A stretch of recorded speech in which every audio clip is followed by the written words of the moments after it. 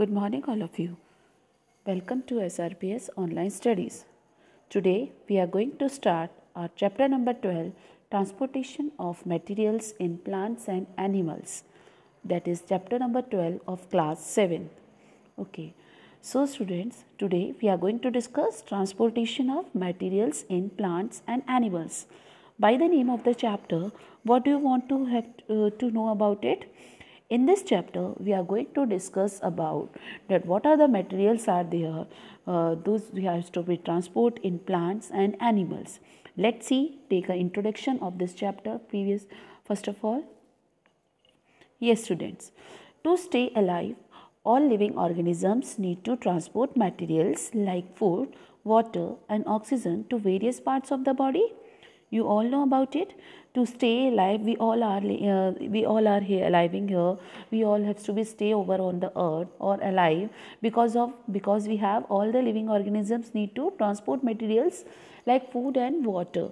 Okay, so that's why we have to be need food, water, oxygen and various parts of the various parts of the body.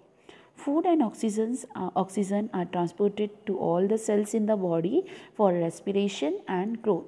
Okay, in this all the substances, food and oxygens in living organisms are transported to all the cells in the body for respiration and growth. Waste products are transported from the cells to organs that excrete them. Okay, so the waste products which are there inside our body, they also excrete out from our body. There are various methods by which materials are transported in plants and animals. Okay, understand, students? Then it is a general introduction about plants and animals, that various methods by which materials are transported in plants and animals. Okay, and as for our survival, we all know that some of the things or some of the substances are required inside our body as to be stay alive on this earth. So all living organisms which are there on the earth, they require food, water and oxygen to various parts of the body. Okay, so this one is a general introduction about the transportation of materials. Just see now, transport of substances. Yes, how blood gets transported in our body? You know about it, that how the blood is getting transported in our body. And the second question is, which is in our mind, how water, food and minerals get transported in plants. These two questions are there which arises in our mind, that how the blood gets transported in our body. And second question is how water, food and minerals are to be transported in plants. Okay, to know about these answers, let's see. Transportation in plants and animals. Yes, now let's see.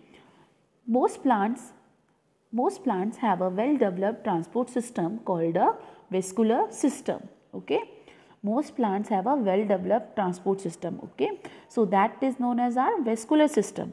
It is composed of specialized tissues called vascular tissues. Okay, it is composed of specialized tissue that is called vascular tissue. And how many types of vascular tissues are there inside? There are two types of vascular tissues are there. First one is xylem and the next one is phloem. Okay, now so we all know about it, that these are the vascular tissues which is present in a plant as far as a vascular system. Okay, now let's see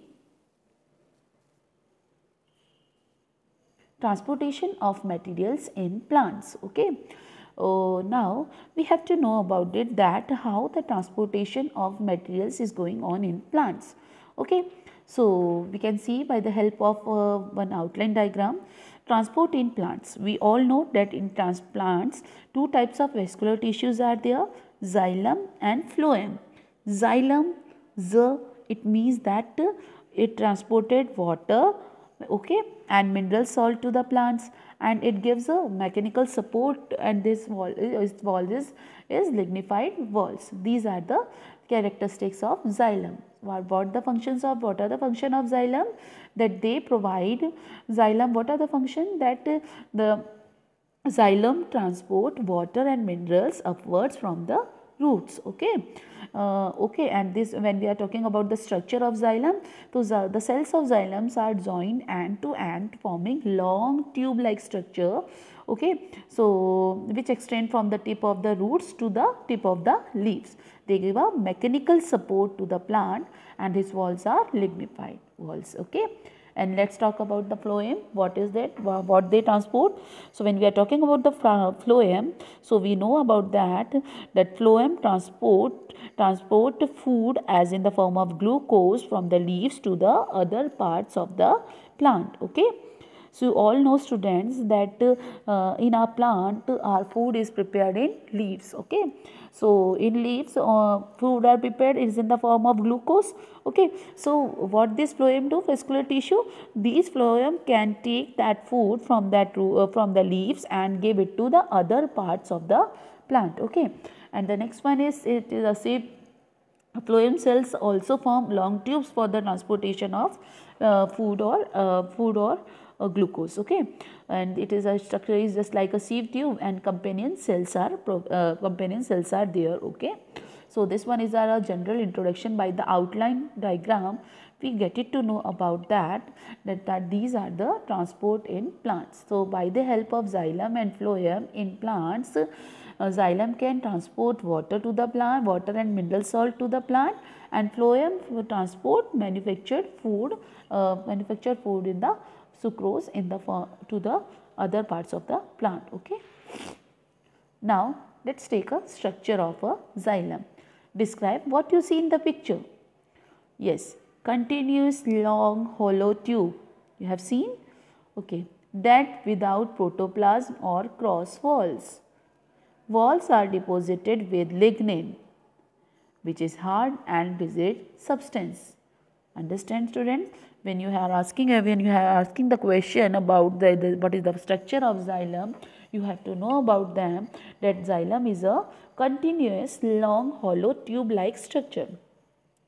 It is a dead without protoplasm and cross walls. It is a dead cells without protoplasm or cross cells. Okay. Walls are deposited with lignin. Which is very hard and rigid substances. Okay, students. Now, what is the function of xylem?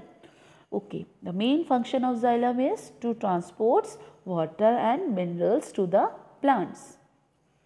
Yes. What about the mechanical support by xylem? Walls are, you all know about that the walls of the xylems are made with lignin. Okay, lignified walls are there. So that's why what happened, walls are strengthening and with lignin, which is hard and rigid substances. So why this one? If the air is there, so it gives a mechanical support to the plants or trees. Now when we are talking about the phloem, okay, when we are talking about the structure of phloem, so we all know that it is a living structure. Okay. So it is made up of sieve tubes and companion cells. Companion cells we can say.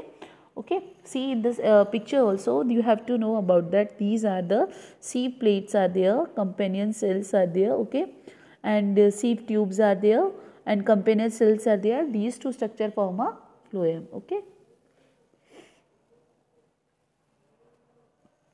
Transport, what is the function? Now we can see about the phloem that it transport food in the form of sucrose manufactured in the leaves to the other parts of the plant by translocation. Okay, that is a main function and structure of phloem. Okay, students. Now phloem, what we have to know about the other things about the phloem? Food is either transported or diffused. We can say that the food is either may be transported or diffused through the cytoplasm of the sieve tube cells. Okay. And the second point is each sieve tube has a companion cells beside it to keep it alive. Okay, and provide energy for active transport. See student, when we are talking about the functions of phloem, so we see that food is either transported or diffused in the cells or cytoplasm of the sieve tube cells. Okay. So these are the two methods by which food is transported. Okay, and what about the things that each sieve tube that has a companion cells, you know. So what is the role of this companion cells? The role of this companion cell is that it keep it alive and provide energy for active transport. Okay. Now, what is the meaning of osmosis? Movement of water molecules, or we can say that osmosis is the net movement of water molecules from a solution of higher water potential to a solution of lower water potential through a selectively permeable membrane. Understand, student, that what is osmosis? So we know about it that water and dissolved minerals are absorbed by the roots from the soil by a process called osmosis, or we can say that osmosis is a net movement of water molecules from a higher water potential to lower water potential by a selectively permeable membrane. Okay, so this process is called our osmosis. Okay. Now, transportation of water and minerals. Okay, students, water and mineral salts dissolved in water enter the plant through the thin root hair present in roots. We all know that water and minerals are present in the soil, and it is dissolved in water, enter the plant by the help of root hair. Root hair are outgrowths from the layer of the outer cells of the root. We all know the root hair increases the surface area of the root for the absorption of water and mineral salts. Okay, students.